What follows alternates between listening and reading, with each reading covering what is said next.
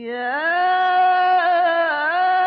أيها الرسول بلغ ما أنزل إليك من ربك وإن لم تفعل فما بلغت رسالته. Bismillahirrahmanirrahim. Alhamdulillahirabbil alamin. Wassalatu wassalamu ala asyrafil anbiya'i wal mursalin sayyidina wa maulana wa habibi ilahil alamin. Alladzi sumiya fis sama'i bi Ahmad wa fil ardi bi Abil Qasimil Mustafa Muhammad. Wa ahli baiti tayyibin at-tahirin la siyama baqiyatillahi fil ardin. Arwahuna wa arwahul alamin li turabi maqdamil fida. Wasilatina Fatimah Az-Zahra wa maulatina Khadijah Al-Kubra wa jami'i ahli baitin nubuwah wa ma'dinir risalah wa anbiya'illahi wa rusulihi wa malaikatihi was-siddiqin wa syuhada'i wa salihin wa hasuna ulaika rafiqa. Assalamu alayka ayuhan nabiyyu wa rahmatullahi wa barakatuh. Assalamu alayna wa ala ibadillahi salihin. Assalamu alaikum jami'an wa rahmatullahi wa barakatuh. Asyhadu an la ilaha illallah wahdahu la syarika lah wa asyhadu anna sayyidana Muhammadan abduhu wa rasulullah nabiyya ba'da. Allahumma salli wa sallim wa barik ala sayyidina Muhammad wa ali sayyidina Muhammad wa ajil farajahum syarif warzuqna fid dunya ziyaratahum wa fil akhirati syafa'atuh. Saudara sekalian rahimakumullah, alhamdulillahirabbil alamin. Puji syukur kehadirat Allah Subhanahu wa taala. Teriring salam salawat kita aturkan pada baginda Nabi Rasulullah Muhammad sallallahu alaihi wa alihi wasallam.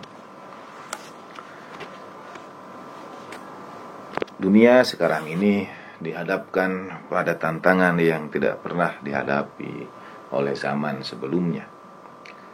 Tantangan ketika pemikiran beradu, peradaban demi peradaban bertemu, ketika antar agama, antar budaya sudah tidak lagi terlihat batasan dan sekat-sekat di antara mereka. Dalam artian interaksi, dialog, diskusi, dan pertemuan wacana terjadi di mana-mana dan hampir setiap saat, kapan saja.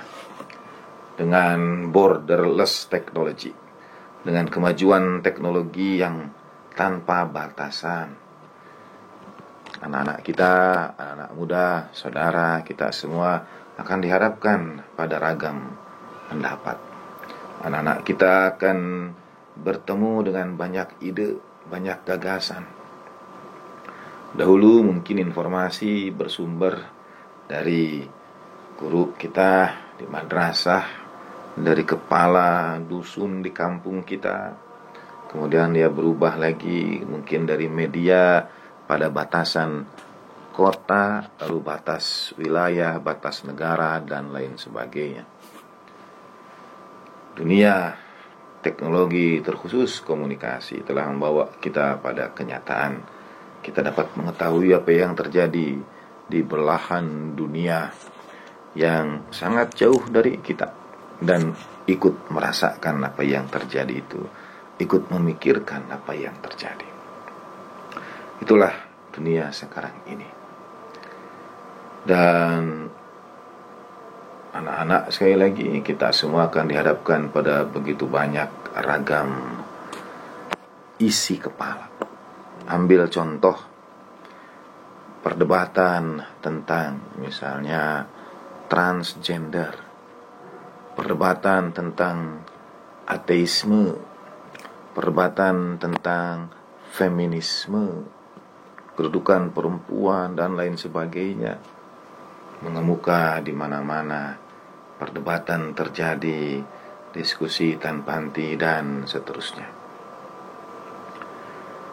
Terutama sekali pada zaman sekarang ini, manusia dihadapkan pada ragam apa yang disebut dengan wealth anschaung, ragam sudut pandang terhadap dunia.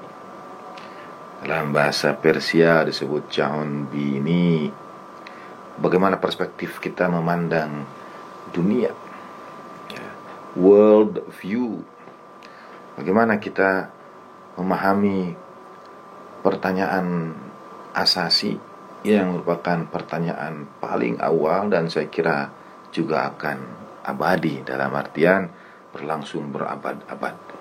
Pertanyaan ini akan berlangsung berabad-abad, yaitu pertanyaan who are we? Who we really are? Siapa sesungguhnya kita ini? Siapa aku ini? Siapa saya ini? Apa makhluk yang bernama manusia itu? Dari mana kita berasal dan kemana kita akan menuju? Bagaimana kita melihat kenyataan bahwa misalnya satu saat datang kepada saya beberapa kawan yang konon kabarnya katakan sedang gandrung pada atau ada ketertarikan pada apa yang mungkin dianggap orang sebagai ateisme. Saya katakan mungkin karena kemudian ada klarifikasi dari kawan kita tentang itu. Dan saya mulai dengan bercerita bahwa ada sesuatu yang tidak dapat dipungkiri di dunia ini, yaitu segala sesuatu berubah. Tidak ada yang tidak berubah. Kata dalam kalimat-kalimat manajemen misalnya, ada kalimat konon disebutkan oleh Matsushita, ada yang lain menyebut dari tokoh yang lain. Intinya saya kira hikmahnya disetujui oleh semua, yaitu the only thing permanent is the change itself. Satu-satunya yang menetap adalah perubahan. Artinya satu-satunya yang tidak berubah adalah perubahan itu sendiri. Semua di sekitar kita ini berubah, dan perubahan itu yang menetap, perubahan itu yang terus terjadi, perubahan itu yang tidak berubah. Artinya selalu ada perubahan setiap saat. Kita berada pada dunia yang berubah. Kita sendiri berubah. Tahun demi tahun, bulan demi bulan, bahkan hari demi hari kita berubah. Anak-anak kita tumbuh kembang, saudara, para milenial, para Gen Z dan lain sebagainya. You change. You are changing every day. Dari anak-anak berubah remaja, berubah dewasa, berubah baik secara fisik lahiriah maupun secara perasaan dan batiniah. Isi kepala kita berubah. Interaksi kita dengan begitu banyak manusia mengubah kita. We are what we see, we are what we read, we are what we hear. Kita dibentuk oleh apa yang kita lihat, oleh apa yang kita dengar, oleh apa yang kita baca, oleh apa yang kita ucapkan. We change. Kita tidak dapat melawan perubahan itu. Pohon tumbuh setiap saat bergerak. Binatang tumbuh juga setiap saat. Alam semesta, langit, benda-benda di angkasa, semua berubah. Nah, kepada kawan yang dekat dengan ketertarikan pendapat-pendapat ateisme, saya tanyakan, apa kesimpulan dari itu semua? Mengapa terjadi seluruh perubahan itu? Dan itu sesuatu yang tidak dapat kita kendalikan. Manusia modern adalah manusia yang merasa dapat mengendalikan. Adalah manusia yang merasa have control over everything. Merasa dapat mengendalikan segalanya. Bahkan kalau bisa mereka kendalikan supaya tidak menua. Muncullah istilah anti-aging, anti penuaan. Apapun kita tidak dapat melawan perubahan. Sampai detik ini itu menjadi sesuatu di luar kendali kita. Sehingga ada kekuatan besar, apapun disebut namanya, yang mengatur, mengendalikan keteraturan dalam hidup ini. Bahkan misalnya unsur-unsur, molekul, lain sebagainya, secara kimiawi, apa yang bentuk oksigen, apa yang bentuk air, oksigen O2, air H2O misalnya, itu sama dimanapun berada di dunia ini. Mau itu di Afrika, mau itu di Amerika Selatan, mau itu di Kutub Utara, mau itu di Kutub Selatan. Menunjukkan kepada kita keteraturan alam semesta ini.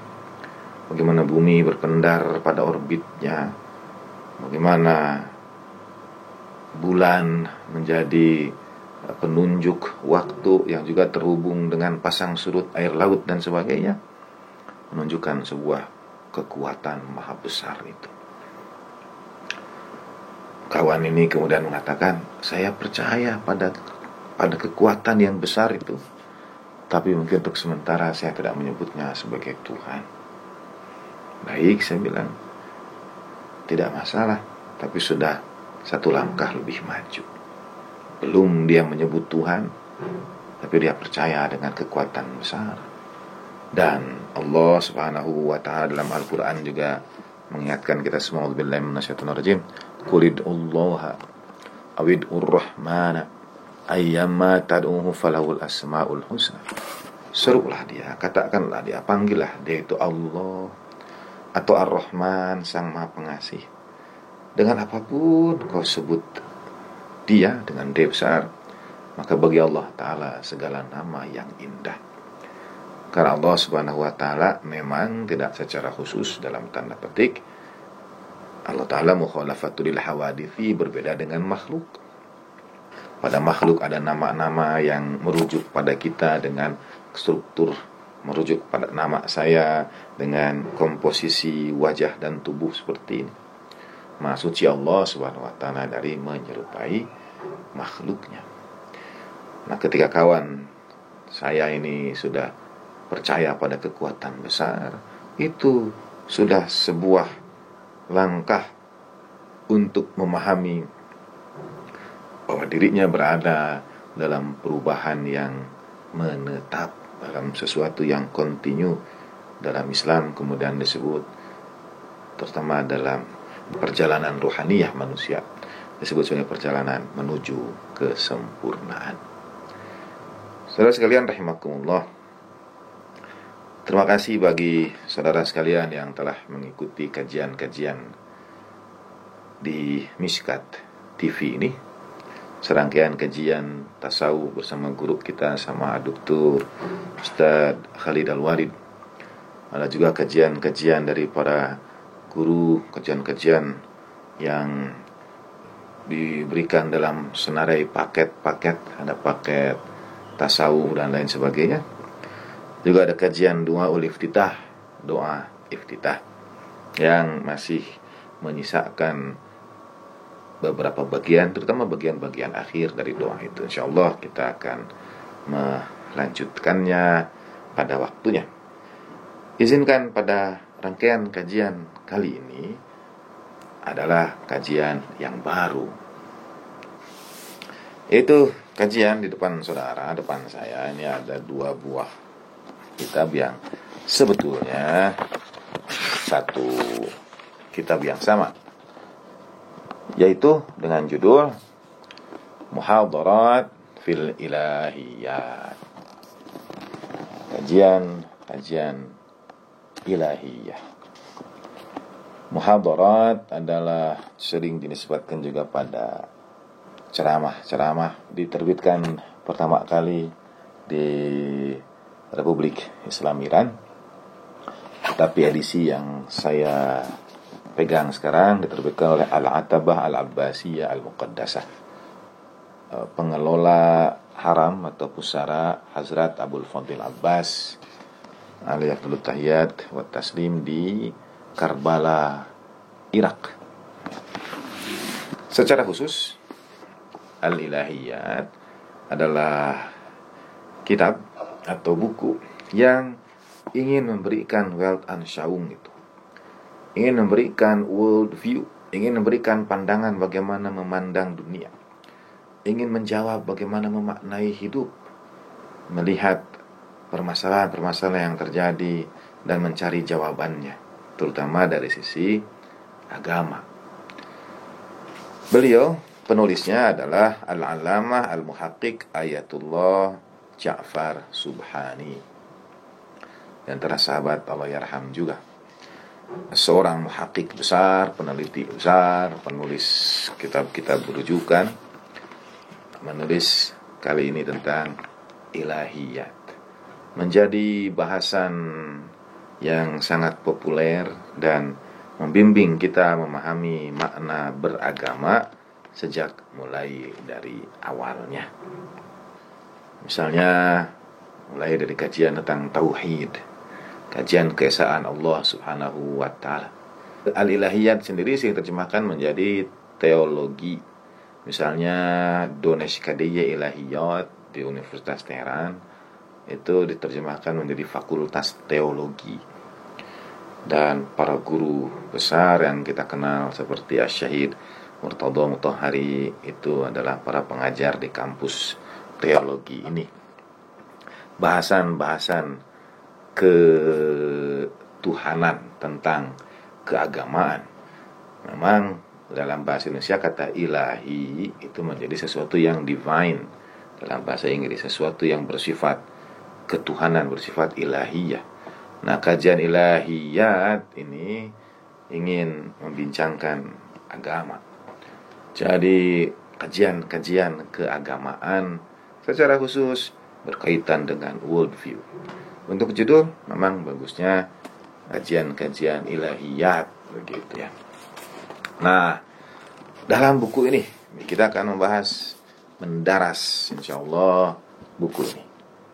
Mishkat TV, kita semua berharap ini menjadi kajian yang berkelanjutan.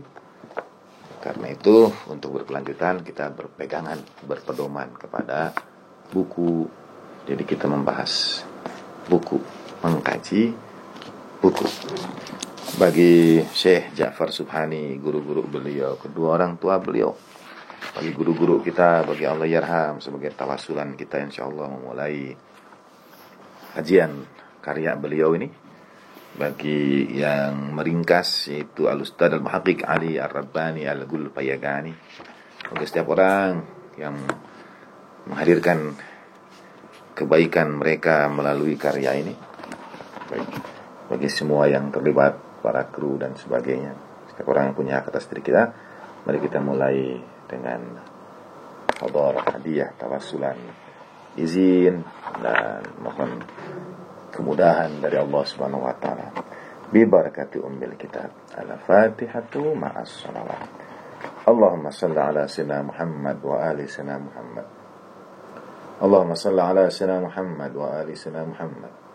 Allahumma shalli ala sayyidina Muhammad wa ali sayyidina Muhammad wa ajil farajahum syarif. Warzuqna fid dunya ziyaratahu wa fil akhirati syafa'atuh. A'udzu billahi samil alim minasyaitonir rajim. Bismillahirrahmanirrahim. Alhamdulillahi rabbil alamin arrahmanir rahim maliki yaumiddin iyyaka na'budu wa iyyaka nasta'in ihdinas siratal mustaqim siratal ladzina an'amta 'alaihim ghairil maghdubi 'alaihim waladdallin. Bismillah wa billah wa ala millati Rasulillah sallallahu alaihi wa wasallam. Masyaallahu kana wa ma lam yasha' lam yakun wa la haula wa la quwwata illa billahil aliyyil azim. Bismillahi Allahu Akbar.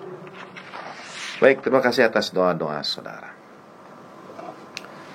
Kita mulai dengan lembaran yang pertama pada buku Muhadharat fil Ilahiyah. Bismillahirrahmanirrahim. Muqaddimatun wa usul.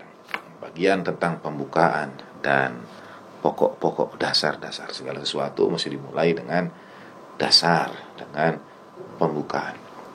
Allah yarham ayahanda tercinta, dan ini saya sering mengingatkan sekalipun mengulang-ulang.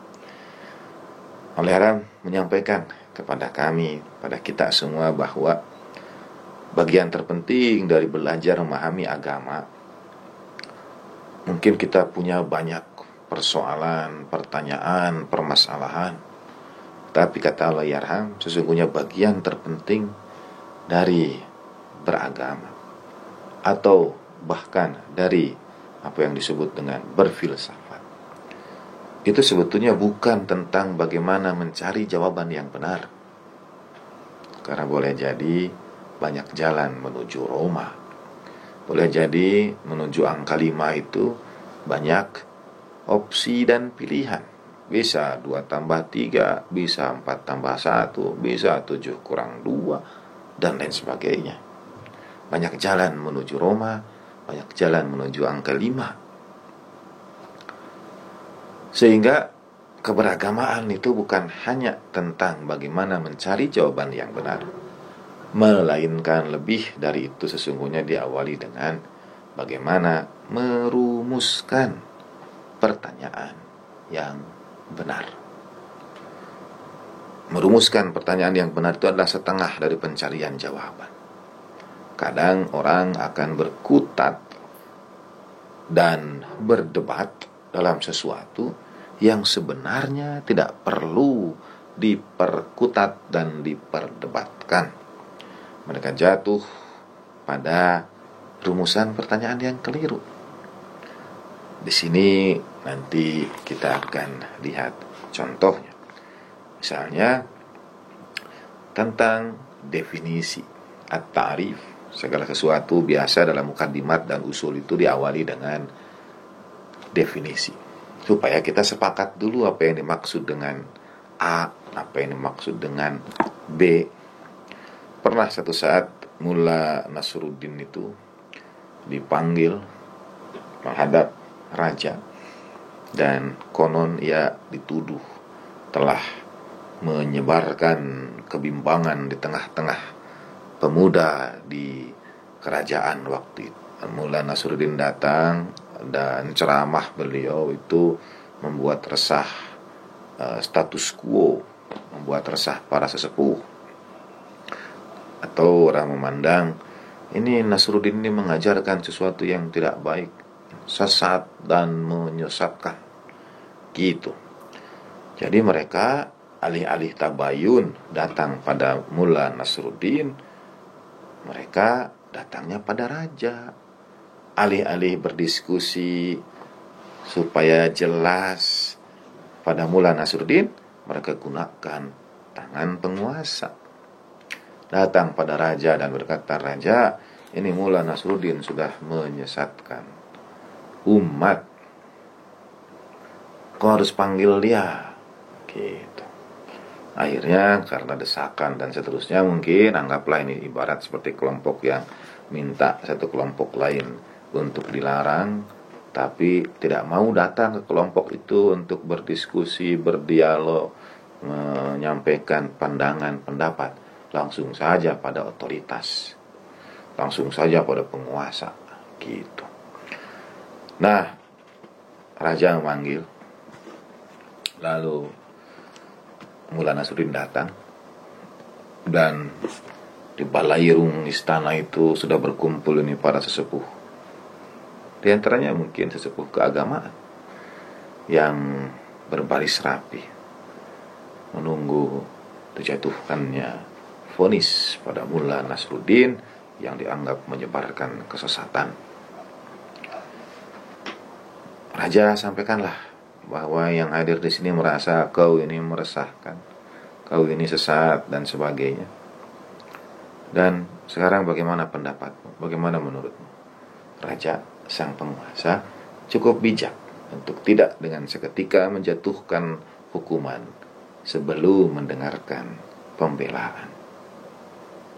Nasruddin yang didakwa melihat ke sekeliling, lalu bertanya pada raja, "Raja, kiranya engkau izinkan, mungkinkah aku minta bagi setiap yang hadir ini agar disediakan secari kertas dan sebuah pena?" Meskipun raja bertanya mengapa, Nasruddin, "Nanti aku jelaskan." Dan raja memerintahkan agar disediakan bagi para sesepuh petinggi itu yang hadir secari kertas dan sebilah pena. Dibawalah orang-orang raja dengan segera mengumpulkan itu semua. Ketika mereka masing-masing sudah memegang pena dan kertas, Nasruddin memohon izin, tentu setelah salam iftitah dan sebagainya, agar mereka menuliskan dalam selembar kertas itu definisi, takrif tentang roti. Apa itu roti? Pertanyaan tersebut pertanyaan mahiyah, pertanyaan tentang keapaan. Dalam al-ilahiyat ini kita akan bincangkan tentang tauhid, keesaan Allah Subhanahu wa taala. Sesungguhnya apa makna keesaan Allah Subhanahu wa taala itu? Mulai dari ta'rif sebagai mukaddimah dan asal sebagai bagian dari mukaddimat dan usul. Itu penyamaan definisi. Karena kalau perbedaan terjadi, maka kedepannya juga pemahamannya bisa berbeda. Jadi mulailah masing-masing orang yang dapat pena dan kertas itu menulis. Apa itu? Roti. Selesai dengan waktu yang diberikan, kertas itu dikumpulkan dan diserahkan kepada Nasruddin. Lalu Nasruddin membaca kertas demi kertas itu, satu demi satu. Yang satu mengatakan, roti adalah makanan pokok yang terbuat dari tepung terigu. Yang kedua menulis, roti adalah makanan yang dapat bertahan lama sekiranya disimpan dalam tempat yang sebaik-baiknya. Yang ketiga menyampaikan, roti adalah makanan yang dapat dinikmati dengan berbagai makanan lainnya. Roti dapat dinikmati dengan makanan yang manis kah, yang asin kah, dan sebagainya. Dan dari semua yang dihadirkan itu, tidak ada satupun yang menyampaikan definisi yang sama. Sama bukan berarti harus tidak bertentangan atau berbeda. Dalam hal ini tidak ada yang definisinya itu sama, sepakat, dan sebagainya. Lalu Nasruddin menggunakan itu semua. Apa maksud ini semua? Barangkali kata orang yang hadir, dan juga kata raja. Kata Nasruddin, Raja lihat, untuk menjelaskan tentang apa itu roti saja, para yang hadir di sini itu tidak bersepakat. Padahal yang ditanya tentang roti. Lalu bagaimana mereka dapat bersepakat tentang kesesatan aku? Padahal untuk roti saja mereka tidak dapat sepakat. Sedangkan kesesatan seseorang itu ada sesuatu yang sangat besar. Nah, Nasruddin sudah ingin mengajarkan kepada kita, permasalahan akan terjadi kalau kita tidak mulai dari ta'rif, tidak mulai dari definisi, tidak mulai dari kesamaan bahasan apa yang kita kaji, dan seterusnya. Inna hunaka muqaddimatin wa usulan yanbaghi lit-talibil wuquf 'alaiha qabla an yabtadi. Sesungguhnya dalam kajian dan bahasan itu selalu ada mukaddimat, ada pembukaan, termasuk diantara penyamaan definisi dan usul, pokok-pokok dasar yang seorang talib, seorang pencari ilmu itu wajib atau sepatutnya baginya untuk wukuf alaiha. Secara bahasa, untuk berhenti dulu merenungkannya. Maksudnya, pelajari dulu mukaddimat, pelajari dulu usul, pahami dulu, wukuf dulu, kita itu berhenti dulu memahami itu semua sebelum memulai. Qabla ya tadi. Bil bahthi an barahin wujudillahi ta'ala wa tauhidihi wa sifatihi wa hiya. Kita sebelum memulai pembahasan. Jadi ada mukaddimat, ada usul, ada definisi, dan bahasan-bahasan awal sebelum kita memasuki pembahasan tentang bukti wujud Allah Subhanahu wa ta'ala. Maksudnya ini memasuk pada bahasan tentang tauhid, tentang keesaan Allah ta'ala, tentang dalam tanda petik keberadaan Allah Subhanahu wa ta'ala dan sifat-sifatnya. Jadi ada mukaddimat, ada usul yang sepatutnya oleh seorang pencari ilmu ia berhenti dulu di situ, merenungkan, memikirkannya, mengkajinya sebelum ia membahas tentang bukti-bukti keberadaan Allah Subhanahu wa taala, tauhidnya dan sifat-sifatnya. Dan apa saja mukaddimat dan usul itu? Yang pertama adalah dauruddinil ilahi fi hayatil insan. Peranan agama ilahi, peranan agama samawi dalam kehidupan manusia. Saya bacakan dulu poin-poinnya sebelum kita bahas. Yang kedua tentang makna agama itu sendiri dan apa itu fitrah, ad-dinu wal fitrah. Yang ketiga adalah tentang al-ma'rifah al-mu'tabarah, tentang ma'rifat yang dibenarkan, yang mu'tabarah, yang ya dalam konteks seperti yang diajarkan oleh Iran, seperti rumusan pertanyaan yang benar. Jadi apakah ma'rifat kita, ilmu kita itu mu'tabarah atau tidak? Baru yang keempat pada wujubul bahthi an wujudillah, kewajiban membahas wujud Allah Subhanahu wa ta'ala. Di dalam muhadharat fil ilahiyat ini akan dibahas secara garis besar, secara umum, judul-judul besarnya tentang pertama tauhid Allah Subhanahu wa ta'ala fima yata'allaq bidzatihi ta'ala, akan segala sesuatu yang berhubungan dengan zatnya yang maha suci. Lalu tentang tauhid dan marhalah-marhalahnya. Ini bagian dari kajian kitab kepesantrenan juga, saudara. Lalu bab yang ketiga tentang sifat-sifat Allah Subhanahu wa ta'ala. So, bear with me, semoga saudara berkenan, bersabar bersama saya untuk membahas karya yang luar biasa ini. Tentang jalan-jalan ma'rifat sifat Allah Subhanahu wa ta'ala, tentang ilmu Allah Subhanahu wa ta'ala, tentang kekuasaan, kekuatan, kudrat Allah Subhanahu wa ta'ala, tentang hayatuhu ta'ala, tentang iradatuhu ta'ala, tentang kalamuhu ta'ala, tentang iradahnya, tentang kalamnya, tentang hayatnya.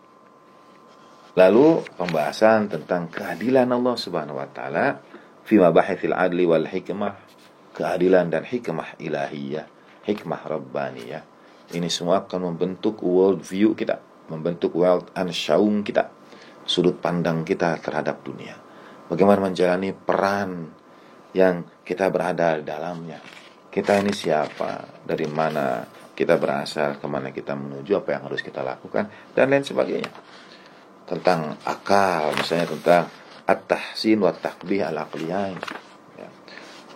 Af'alullah Subhanahu wa ta'ala, tentang takdir, membahas tentang takdir ya, tafwid atau jabar, al-amru bainal amrain dan seterusnya. Lalu bab yang kelima tentang fin nubuwatil ammah, tentang kenabian yang bersifat umum, an-nubuwah al-ammah. Nah, tentang hakikat wahyu pada para nabi alaihi mafdhul tahiyatu wa taslim, tentang ismatul anbiya, kemaksuman para nabi alaihi mafdhul tahiyatu wa taslim.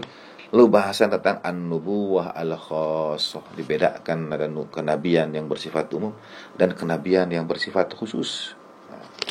Setelah itu pada bab as-sabi, bab ke-7, fil imamati wal khilafah, bahasan tentang imamah dan khilafah. Bahasan tentang kelanjutan keberlangsungan pesan-pesan ilahiyah ini melalui imamah dan pembahasan tentang khilafah. Setelah itu misalnya ada adillah wujub, dalil-dalil wujub imamah misalnya, sunnah nabawiyah dan seterusnya. Lalu ada bahasan tentang al-imam al-thani asyar fil kitab wa sunnah, tentang ar-ruj'ah, tentang apa yang dimaksud dengan ghaibah, masa ghaibah, masa kegaiban, dan bahasan terakhir tentang al-ma'ad, tentang hari akhir. Ini pembahasan-pembahasan yang sangat menarik.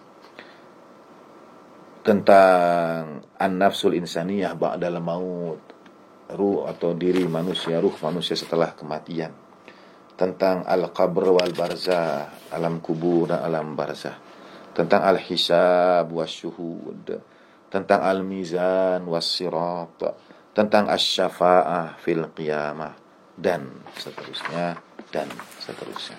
Nah, itu gambaran secara umum insyaallah yang akan kita kaji.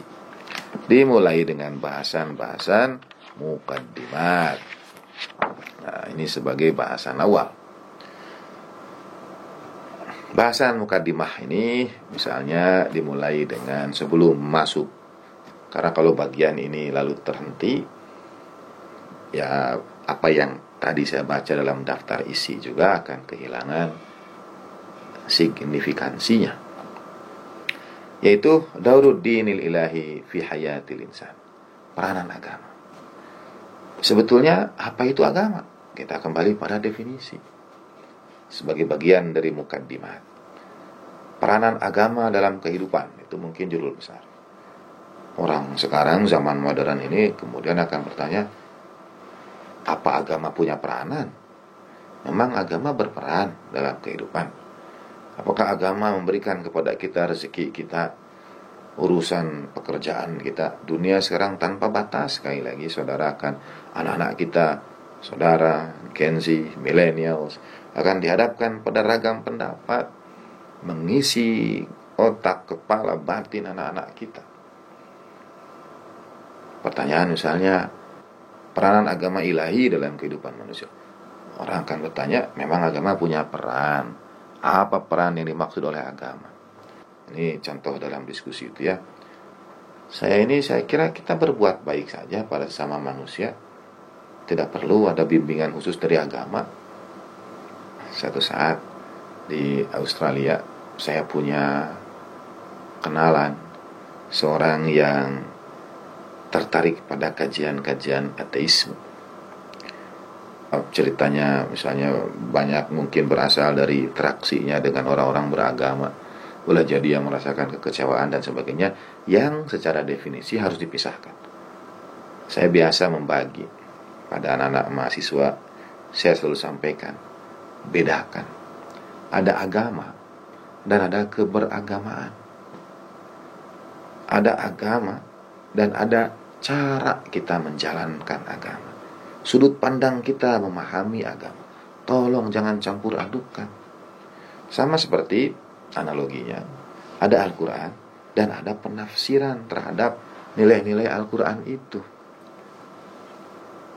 Agama, saya bilang, selalu suci, luhur, murni, sakral.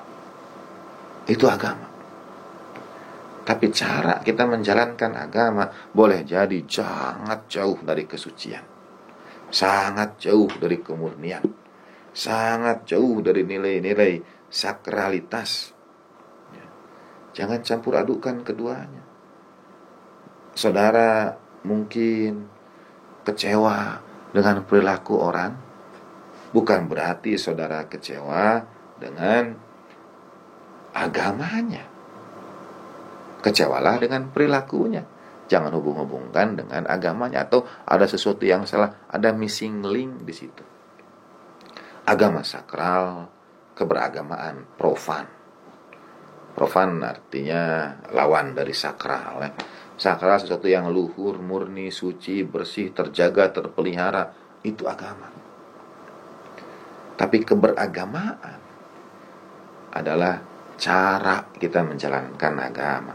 Sudut pandang kita memahami agama. Sangat mungkin itu, bahkan besar kemungkinan, saya hampir mendekati tingkat keyakinan, bahwa cara menjalankan agama itu tidak suci. Kalau saudara masih keberatan, tidak sepenuhnya suci.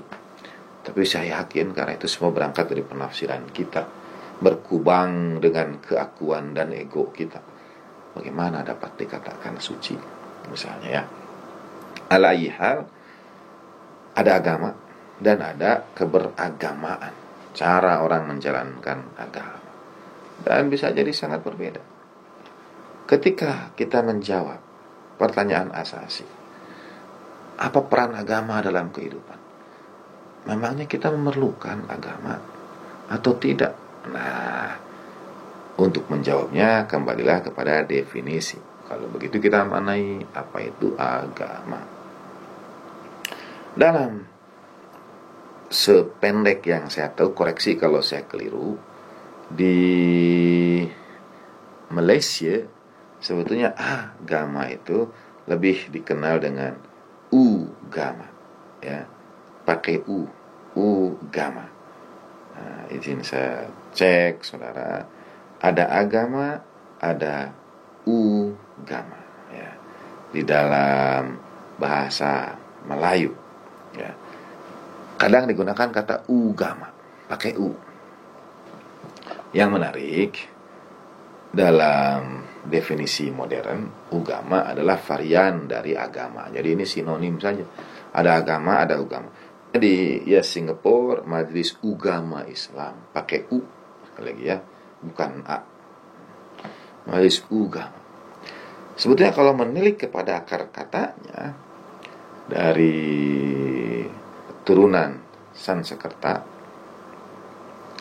agama itu adalah sederet tata cara perilaku yang mengatur hubungan kita dengan sesama umat manusia. Bagaimana kita berperilaku dengan sesama manusia, itu agama. Sedangkan ugama itu berkaitan dengan hubungan makhluk dengan Tuhannya.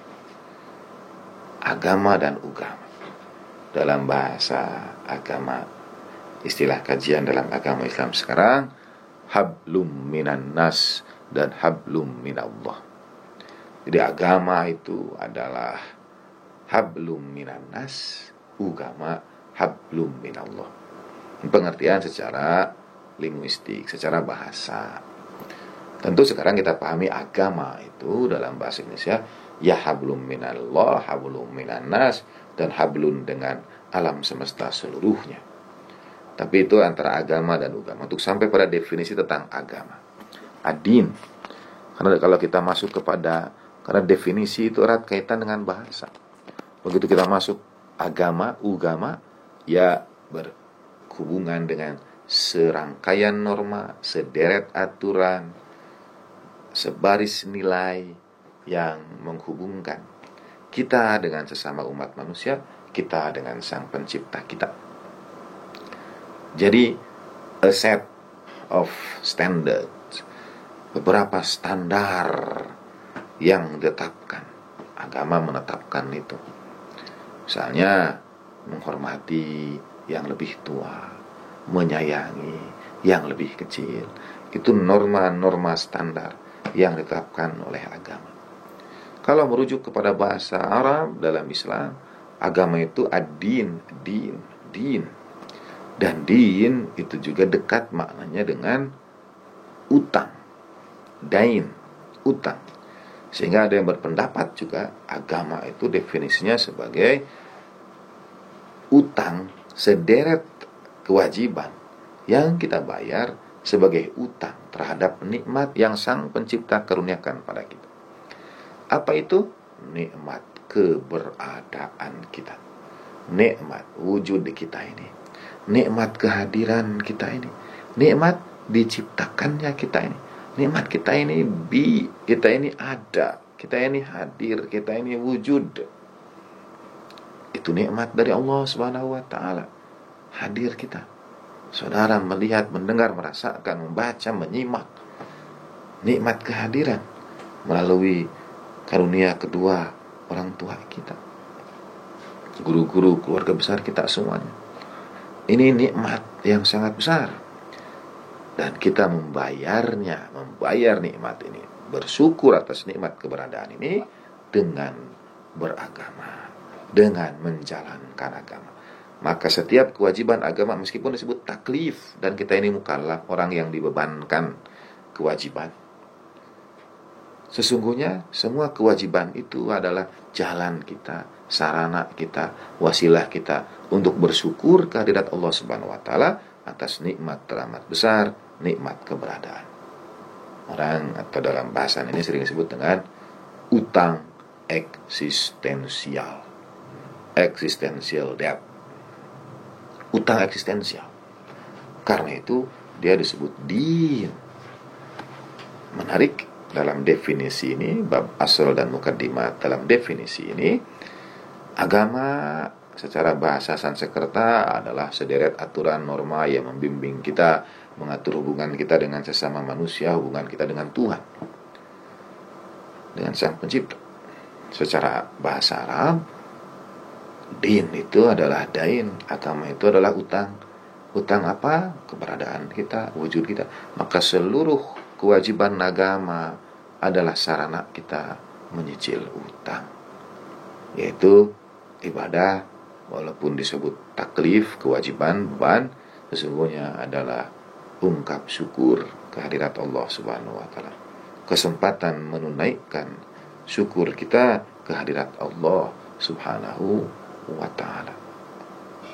Nah, karena itu, apa peranan agama ilahi dalam kehidupan manusia? Kita harus selalu kembali pada definisi. Orang akan mengatakan, mungkin mengambilnya dari sisi mana kontribusi Islam untuk umat manusia, mana kontribusi Kristiani untuk umat manusia.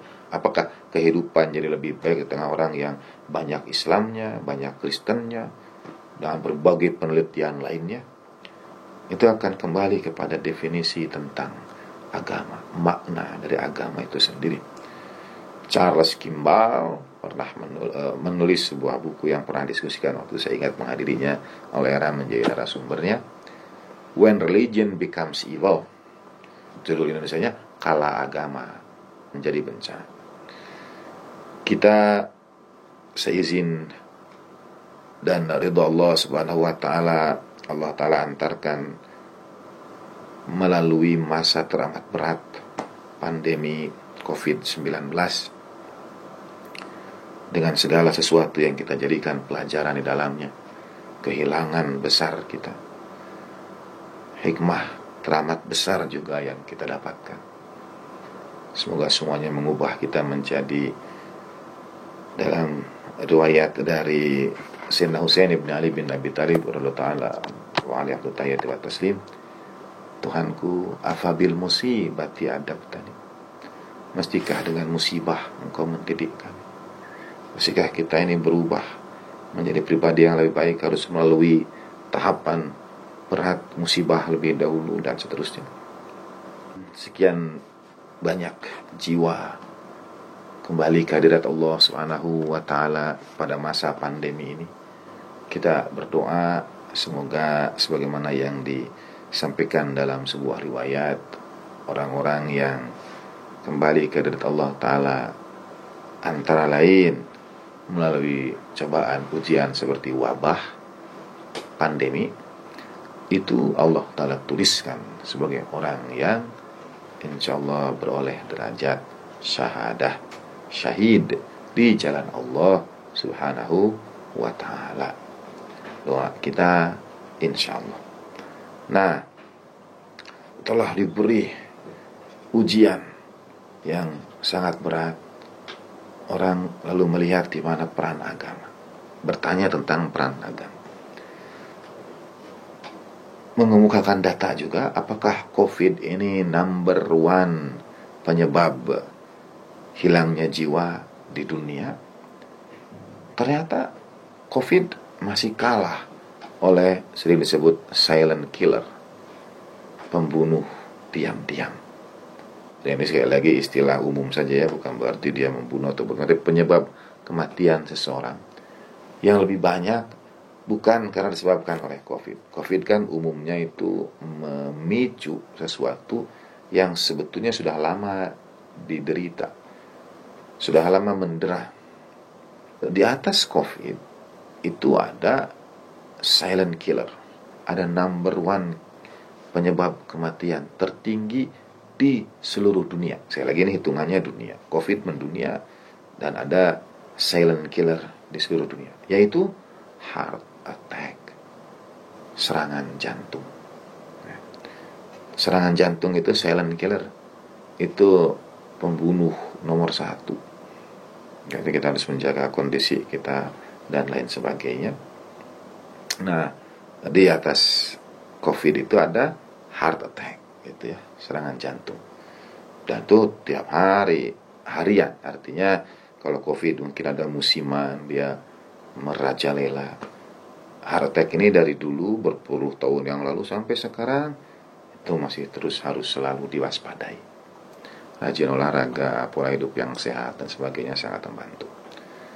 Ternyata saudara, di atas silent killer heart attack ini ada satu lagi yang kalau secara jumlah jiwa dan dihitung dari peradaban awal, katakanlah sejarah dituliskan dan lain sebagainya, ada penyebab kematian, tewasnya beribu, beratus ribu, bahkan mungkin berjuta orang sepanjang sejarah. Apa itu? When religion becomes evil. Kala agama jadi bencana. Dari pemahaman terhadap agama yang salah, yang tidak benar. Konflik-konflik yang dipicu, yang disulut karena perdebatan penafsiran. Perang-perang yang terjadi karena pembelaan, pemihakan terhadap penafsiran keagamaan. Dalam sejarah itu nomor satu yang menyebabkan hilangnya jiwa. Perang-perang yang terjadi. Baca saja buku When Religion Becomes Evil, kala agama jadi bencana. Bagaimana konflik bisa disulut karena penafsiran terhadap agama. Sejak periode lalu, periode kerajaan-kerajaan, kekhalifahan, ekspansi kedaerahan, sampai pada konflik musibah besar yang terjadi di Timur Tengah karena ada minyak di situ, sampai muncul kelompok-kelompok seperti ISIS misalnya. Itu semua tidak terlepas dari sudut pandang penafsiran keberagamaan itu. Apakah itu genuine atau engineered, perkara yang lain. Tetapi ia dinisbatkan pada keberagamaan. Jadi bagian mukadimah yang pertama ini, Dauruddinil ilahi fi hayatil insan, peranan agama ilahiyah dalam kehidupan manusia. Kita mulai dengan definisi tentang agama itu sendiri. Yang pertama, pisahkan antara agama dan keberagamaan, antara sesuatu yang sakral dan sesuatu yang profan. Kemudian, definisi agama adalah sederet standar yang mengatur pola hubungan kita baik dengan sesama manusia maupun dengan Sang Pencipta. Agama juga berarti utang eksistensial kita. Agama menjadi wasilah ungkap syukur kita kepada Sang Pencipta karena menghadirkan kita di dunia. Dalam bahasan berikutnya, agama itu ternyata dapat dibagi lagi menjadi dua. Ada yang menyebut agama samawi, agama-agama langit. Sebetulnya lebih tepatnya agama-agama Ibrahimi yang kembali bertemu di satu tokoh kunci, yaitu Nabiullah Ibrahim alaihi afdhalut tahiyati wat taslim. Tetapi agama juga kemudian dapat dibagi ke dalam dua bagian, dua pokok besar, yaitu agama yang saya sebut terstruktur dan agama yang tidak terstruktur, structured religion dan unstructured religion. Agama yang terstruktur dan agama yang tidak terstruktur. Agama yang terstruktur ini punya satu konsep ketuhanannya, konsep ilahiyahnya, punya nabinya, punya tokoh utama dalam agama itu, jadi punya significant personnya, punya kitabnya, punya ritualnya, punya tanggal-tanggal bersejarahnya, peringatan-peringatan besarnya. Itu agama yang terstruktur dan agama yang tidak terstruktur. Dunia modern sering menyebutnya sebagai spiritualitas.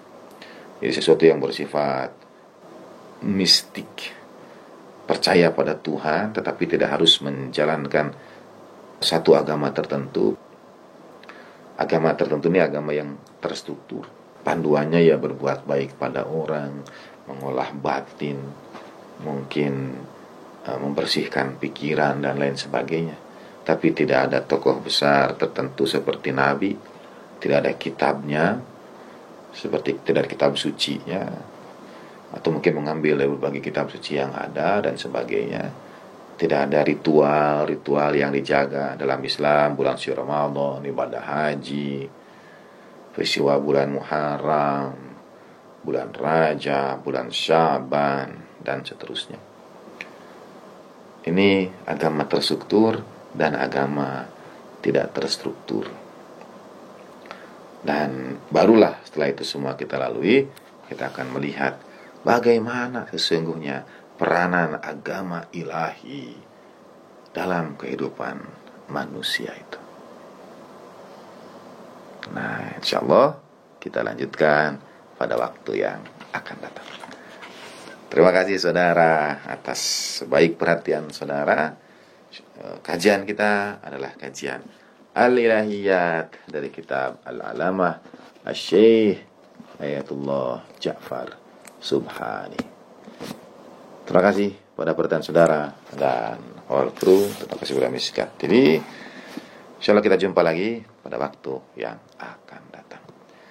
Wa sallallahu ala sayyidina Muhammadin wa alihi tahirin walhamdulillahi rabbil alamin wal afu minkum wa ma taufiqi illa billah alaihi tawakkaltu wa ilaihi unib. Wassalamualaikum warahmatullahi wabarakatuh.